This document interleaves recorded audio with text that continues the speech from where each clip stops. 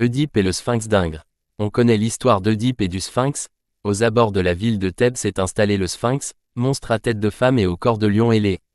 Il pose aux passants une énigme que personne ne peut résoudre et les dévore vivants. Jusqu'au jour où un étranger décide de pénétrer dans la ville.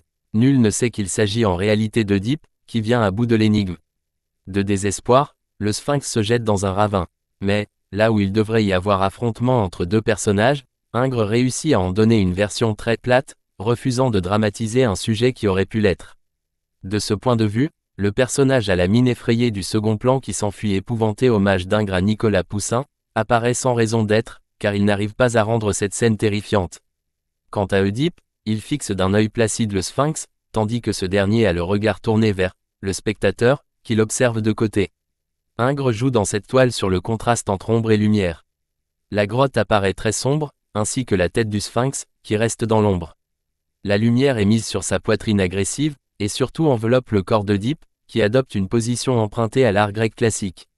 Le tableau a été retravaillé en 1827, pour être présenté au salon cette année-là.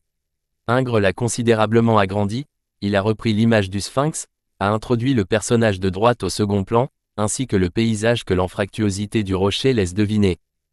Ingres détestait les ossements, qu'il jugeait repoussants. Il exigea même de ses élèves que le squelette d'étude disparaisse de l'atelier.